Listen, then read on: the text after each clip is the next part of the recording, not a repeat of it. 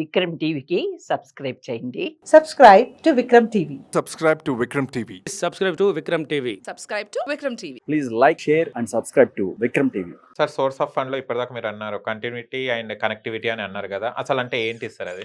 ఈ రెండు ఏవైతే కంటిన్యూటీ అండ్ కనెక్టివిటీ ఉన్నాయో సోర్స్ ఆఫ్ ఫండ్ మనకి క్వాలిఫై అవడానికి, అలానే మన సోర్సెస్ డాక్యుమెంట్ చేసుకోవడానికి చాలా వెరీ వెరీ ఇంపార్టెంట్ పారామీటర్స్ అండి. సో కంటిన్యూటీ అండ్ కనెక్టివిటీ అంటే మనకి లింక్ అనమాట. కనెక్టివిటీ అంటే ఒక లింక్. అసలు ఎలా మనకి ఈ డబ్బులు వచ్చినాయి, ఎందుకు వచ్చినాయి, ఎక్కడి నుంచి వచ్చినాయి, ఎవరి ద్వారా వచ్చినాయి అనేది ఇదంతా ఎస్టాబ్లిష్ చేసేదే కంటిన్యూటీ అండ్ కనెక్టివిటీ. అంటే ఎన్ని ఏళ్ల నుంచి మనకి ఈ సోర్సెస్ లైక్ ప్రాపర్టీ రిలేటెడ్ ఉందనుకోండి, ఈ ప్రాపర్టీ ఎక్కడి నుంచి కొన్నాం, ఎలా మనకు వచ్చింది, అక్కడ లేకపోతే మనం ఏ ఎర్నింగ్స్తో కొని ఇన్వెస్ట్ చేస్తే మళ్ళీ అది లిక్విడేట్ చేసి మళ్ళీ వేరే ప్రాపర్టీ ఎలా కొన్నాము, వీటిలన్నిటికీ కూడా ఒక లింక్ అనేది ఉంటుంది కదా, దాన్ని అది ఎస్టాబ్లిష్ చేయడాన్నే కంటిన్యూటీ అండ్ కనెక్టివిటీ అంటారు. సో ఈ కంటిన్యూటీ అండ్ కనెక్టివిటీ ఫ్యాక్టర్స్ని మనకి సోర్స్ ఆఫ్ ఫండ్స్ క్వాలిఫై అవటానికి మనకి United states citizenship service and immigration services మనకి ఎక్కువ స్క్రూట్నీ చేస్తారు. ఆ స్క్రూట్నీ చేసినప్పుడు ఏంటంటే మనకి ఈ కంటిన్యూటీ కనెక్టివిటీ కనుక మనం ఎస్టాబ్లిష్ చేయగలిగితే సో డెఫినెట్గా మన ఫండ్ క్వాలిఫై అయ్యింది. ఓకే. సో అప్పుడు మనం EB-5 వీసాకి అప్లికేషన్ ఏదైతే ఉందో అది మనం డెఫినెట్గా క్వాలిఫై అవ్వడం జరిగింది. గిఫ్ట్ మనీ క్వాలిఫై అవుతుందా సార్ సోర్స్ ఆఫ్ ఫండ్స్ లో? డెఫినెట్లీ గిఫ్ట్ మనీ క్వాలిఫై అయ్యిద్దండి. సో ఏంటంటే గిఫ్ట్ మనీలో మనకి అర్థం కావాల్సింది ఏంటంటే, ఇండియాలో మనకి గిఫ్ట్ ఎవరిని ఇచ్చారనుకోండి, యూజువల్గా బ్లడ్ రిలేటివ్స్ ఇస్తే గిఫ్ట్ అంటారు, ఫ్రెండ్ అయినా గిఫ్ట్ ఇవ్వచ్చు. బట్ ఏంటంటే ఫ్రెండ్ గిఫ్ట్ ఇచ్చాడు అనుకోండి, దానికి ట్యాక్స్ ఉంటుంది, దానికి ట్యాక్స్ స్లాబ్స్ ఉంటాయి. అదే బ్లడ్ రిలేటివ్స్ ఇచ్చారనుకోండి, దానికి ట్యాక్స్ ఉండదు. సో ఏంటంటే యుఎస్లో కూడా ఎవరైనా గిఫ్ట్ చేయొచ్చు. సో ఏంటంటే irrespective of who they are, like friend అవనండి, లేకపోతే తెలిసిన వాళ్ళు అవనండి, లేకపోతే రిలేటివ్ అవనండి. సో యుఎస్లో ఏంటంటే మనకి ఏంటంటే ఆ ట్యాక్స్ కూడా ఉండదు అనమాట. దానికి ఏంటంటే $11 million ఇన్ లైఫ్ టైం అని ఉంది. సో అప్పటి వరకు ఏంటంటే దాని మీద ఏం ట్యాక్స్ కట్టాల్సిన అవసరం లేదనమాట. సో మనకి కాకపోతే ఏం చూస్తారు అంటే, అసలు గిఫ్ట్ ఇచ్చే వాళ్ళకి మనకి ఉన్న ఎక్విటెన్స్ ఏంటి అంటే, గిఫ్ట్ ఎవరు పడితే వాళ్ళు ఇయర్ కదా, ఎందుకు ఇస్తున్నారు ఏంటి అంటే ఏదైనా ఎక్విటెన్స్ ఉందా, లాంగ్ టర్మ్ రిలేషన్ కానీ ఫ్రెండ్షిప్ కానీ ఏదైనా ఉందా, అవి మనం ఎస్టాబ్లిష్ చేయగలగాలన్నమాట. ఆ ఎస్టాబ్లిష్ చేయడం ఎలా ఎస్టాబ్లిష్ చేయాలి ఏంటి అనేది కూడా లీగల్గా మనం గైడ్ చేయడం జరిగింది అనమాట. ఓకే. ఇందులో లోన్ మనీ క్వాలిఫై అవుతుందా సార్ సోర్స్ ఆఫ్ ఫండ్స్? అవునండి, లోన్ మనీ కూడా క్వాలిఫై అయ్యింది. లోన్లో ఏంటంటే మనకి లోన్ అగైన్స్ట్ ద ప్రాపర్టీ ఉంటుంది. అంటే ప్రాపర్టీ మనం తనఖా పెట్టి లోన్ తీసుకుంటాం కానీ, లేకపోతే ఏంటంటే సెక్యూర్డ్ లోన్, అన్సెక్యూర్డ్ లోన్ అని ఉంటాయి. అంటే ఏంటంటే సెక్యూర్డ్ లోన్ అంటే డెఫినెట్గా ఏంటంటే మన కొలాటరల్స్ పెట్టుకొని లోన్ తీసుకుంటారు. లేదా అన్సెక్యూర్డ్ లోన్ అంటేనేమో ఏమి కొలాటరల్స్ లేకుండా లోన్ తీసుకుంటారు. అయితే మనం లోన్ తీసుకునేటప్పుడు మన డాక్యుమెంటేషన్ ఎలా ఉండాలి అంటే, either it should be personal loan, అంటే ఏ పర్పస్కైనా వాడుకునేదైనా అయి ఉండాలి. అలానే అన్రెస్ట్రిక్టెడ్ అంటే ఏంటి అంటే, మనం దీని మీద రిస్ట్రిక్షన్స్ ఏమీ లేవు అన్నట్టు, అంటే ఈ లోన్ దేనికి వాడుతున్నాము అనేది. సో ఆ డాక్యుమెంటేషన్ కనుక మనకు ఉంటే ఆ లోన్ మనీ క్వాలిఫై అయ్యింది. అలానే ఈ లోన్ ఏంటంటే మనం ఇక్కడ ఇండియాలో అయినా తీసుకోవచ్చు, యూఎస్లో అయినా తీసుకోవచ్చు. నెక్స్ట్ ఏంటంటే మనం బ్యాంక్స్ దగ్గర నుంచి అయినా తీసుకోవచ్చు లోను. అలానే ఏంటంటే non banking financial institutions or private lenders దగ్గర నుంచి కూడా తీసుకోవచ్చు. ప్రతిదానికి ఏంటంటే డాక్యుమెంటెడ్ సోర్సెస్ అనేది కావాలన్నమాట. ఆ డాక్యుమెంటేషన్ కావాలి, ఆ డాక్యుమెంటేషన్ వ్యాలిడిటీ కావాలన్నమాట. సో లోన్ తీసుకున్నప్పుడు ఏంటంటే ఆ మనీ మీద కూడా మనకి ట్యాక్స్ అనేది ఎగ్జంప్షన్ వస్తుంది అనమాట. సో ట్యాక్సెస్ ఏమి ఉండదు.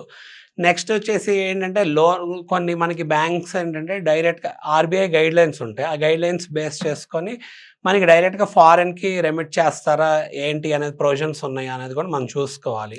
కన్వర్షన్ ఛార్జెస్ ఏంటి, రెమిటెన్స్ ఏంటి, వాటి మీద ట్యాక్స్ ఏంటి, ఇవన్నీ కూడా చూసుకోవాలి. అలానే ఏంటి అంటే NRI, NRO, NRE అకౌంట్స్ ఉంటాయి. వాటి ద్వారా ఏంటి అంటే ఇక్కడ లోన్ అప్లై చేసిన వాళ్ళు వాళ్ళ పిల్లలకి కానీ వాళ్ళకి కానీ పంపుతుంటే they can make use of these NRI, NRO, NRE accounts. So that ఏంటంటే they might get tax exemption అనమాట. అలానే ఏంటంటే యుఎస్లో మనం లోన్ తీసుకుంటే ఆ లోన్ వాళ్ళు అక్కడ లోన్ ఇచ్చిన వాళ్ళ దగ్గర నుంచి, మన ఫ్రెండ్స్ దగ్గర నుంచి కానీ అన్సెక్యూర్డ్ లోన్ అలా తీసుకోవచ్చు, లేకపోతే ఏదైనా ఇన్స్టిట్యూషన్ నుంచి అయినా తీసుకోవచ్చు. మోర్ ఓవర్ ఏంటంటే ప్రాజెక్ట్లో కూడా లోనింగ్ ఆప్షన్ ఉంది. So there is a loaning entity which gives loan అనమాట. దానికి ఏంటంటే మీ దగ్గర నిజంగా $800,000 ఉన్నాయి, మీరు క్వాలిఫై అవుతారు అన్నప్పుడు బ్రిడ్జింగ్ పర్పస్కి ఏదైనా మీ దగ్గర మనీ తగ్గినాయి అనుకోండి, అప్ టు $300,000 వరకు లోన్ ఇస్తారు. For a very short duration ఇస్తారు. ఆ షార్ట్ డ్యూరేషన్ కూడా మీ బ్రిడ్జింగ్ పర్పస్కి వాడుకోవచ్చు. సో లోన్ మనీ కూడా క్వాలిఫై అవుతుంది. Multiple source of funds qualify అవుతుందా సార్ EB5 వీసాకి? గుడ్ క్వశ్చన్ అండి, చాలా మంచి క్వశ్చన్. సో ఏంటంటే source of money multiple sources నుంచి రావచ్చు, అవును. నో ఇష్యూ అనమాట. మల్టిపుల్ సోర్స్ ఆఫ్ ఫండ్స్ నుంచి వచ్చినప్పుడు ఏంటంటే అది స్కెప్టికల్గా ఉండకూడదు, అంటే ఏంటంటే అనుమానంగా ఉండకూడదు. సో దాన్ని నీట్గా డాక్యుమెంట్ చేసుకోగలగాలి. ఎందుకు ఇన్ని సోర్సెస్ నుంచి వస్తున్నాయి, ఈ సోర్సెస్ అన్ని ఆథరైజ్డ్ అండ్ అథెంటికేటెడ్ సోర్సెస్ అనేది మనం జాగ్రత్తగా డాక్యుమెంట్ చేసుకుంటే మల్టిపుల్ సోర్సెస్ నుంచి వచ్చినా కూడా డబ్బులు మనకి ఆ డబ్బులు క్వాలిఫై అవుతాం జరిగింది. బట్ ఏంటి అంటే వాటిలన్నిటికీ మనం జాగ్రత్తగా డాక్యుమెంటేషన్ చూపించుకోగలగాలి, లేదా డాక్యుమెంటేషన్ సెగ్రిగేట్ చేసుకొని ఆ సెగ్రిగేషన్ కిందకి వచ్చేటట్టు మనం నీట్గా దాన్ని లీగల్ ఫ్రేమ్వర్క్ చేసుకోవాలన్నమాట. ఏమైనా టైం పీరియడ్ రిక్వైర్డ్ ఉంటుందా సార్ కంటిన్యూటీ ఫండ్ని మనం సోర్స్ ఆఫ్ మనీలో చూపెట్టుకోవడానికి? అవునండి. సో మనకి ఏమైంది అంటే ఎంత ఎక్కువ డ్యూరేషన్ ఉంటే అంత మంచిదన్నమాట. అంటే ఎంత ఎక్కువ డ్యూరేషన్ నుంచి మనకి డాక్యుమెంటేషన్ ఉంటే అంత మంచిది. యూజువల్గా ఏంటంటే 10 years అండ్ అబోవ్ ఉందనుకోండి చాలా బెస్ట్ అనమాట. ఇప్పుడు ఏమవుతుంది అంటే చాలా బ్యాంక్స్ ఒక బ్యాంక్ ఇంకో బ్యాంక్తో మర్జర్ అయిపోయి కొలాబరేషన్స్ అయి జరిగినప్పుడు పాస్ట్ రికార్డ్స్ మేము ఇయలేమంటున్నారు. అప్పుడు ఏంటంటే ఆ బ్యాంక్ కనుక పాస్ట్ రికార్డ్స్ ఇయలేమంటే అలాంటి డాక్యుమెంటేషన్ కూడా మనకి ఉపయోగపడుద్ది. అలానే మనకి ఏదైనా కంపెనీస్ యాక్ట్ పరంగా మనం చూస్తే 8 years టైం లైన్ ఉంటుంది ఏదన్నా మనకి డాక్యుమెంటేషన్ రిలేటెడ్. సో ఆ విత్ ఇన్ లాస్కి రిలేటెడ్ పీరియడ్ అయినా అయి ఉండాలి, లేకపోతే ఒక లిమిటేషన్ యాక్ట్ ప్రకారం అయినా మనకి ఏంటంటే ఆ డాక్యుమెంటేషన్ ఉండాలన్నమాట. లేకపోతే మనకి అసెస్మెంట్ ఇయర్స్ ఉన్నాయి, నెంబర్ ఆఫ్ అసెస్మెంట్ ఇయర్స్ ఇన్ని ఇయర్స్ బ్యాక్ అయితే చేస్తారు. లైక్ లెట్స్ సే ఒక 3 to 5 years 5 to 7 years అనుకుందాం. సో అప్పుడు ఏంటంటే మనకు ఒక ట్యాక్స్ కన్సల్టెంట్ దీనికి ముందు అంటే ఓల్డ్ది దీనికి అక్కర్లేదు అని డాక్యుమెంటేషన్ సర్టిఫికేషన్ ఏదైనా ఇచ్చినా ఆ డాక్యుమెంటేషన్ అయినా మనకు పనికి వచ్చింది. లేకపోతే మనకి ఏంటంటే ఇప్పుడు మన ప్రాపర్టీ ఉంది, ఆ ప్రాపర్టీ ఎక్కడి నుంచి వచ్చింది, ఎలా వచ్చింది, అసలు మనం ఎలా ఎర్నింగ్స్ చేసాము, ఇవన్నీ కూడా ఏంటంటే చూస్తాం జరిగిద్ది అనమాట. అది మ్యాక్సిమం మనం ఎంతవరకు ప్రొవైడ్ చేయగలము, దానికి ఏమేమి ఉన్నాయి వాటిలన్నిటి కూడా మనం డాక్యుమెంటేషన్ చేసుకోవాలి. చేసుకోలేని వాటికి ఎగ్జామ్షన్స్ ఏమైనా ఉన్నాయేమో ఆ ఎగ్జామ్షన్ కూడా డాక్యుమెంటేషన్ ఎస్టాబ్లిష్ చేసుకోగలమని చూసుకోవచ్చు. సార్ పెన్షన్ మనీ కూడా దీనికి క్వాలిఫై అవుతుందా సార్ సోర్స్ ఆఫ్ ఫండ్కి?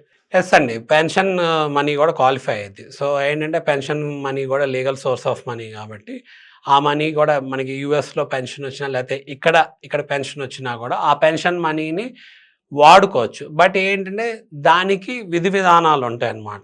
ఆ పెన్షన్ మనీని ఎలా వాడుకోవాలి అన్న దానికి కూడా డైరెక్ట్గా ఇవ్వచ్చా లేదా అనేది కూడా దానికి ఏంటంటే లీగల్ ఫ్రేమ్వర్క్ వేరీ అయ్యిద్ది అనమాట. సో పెన్షన్ మనీ కూడా క్వాలిఫై అయ్యిద్ది. బట్ ఏంటంటే ఆ పెన్షన్ మనీ డిఫరెంట్ విధంగా చూపించగలగాలి, అంటే దాని డాక్యుమెంటేషన్ అనేది ఆ పెన్షన్ మనీకి ఒక కావాల్సిన డాక్యుమెంటేషన్ ఏదైతే ఉందో అది దానికి కావాల్సిన విధంగా చూపించాల్సి వస్తుంది అనమాట. ఓకే.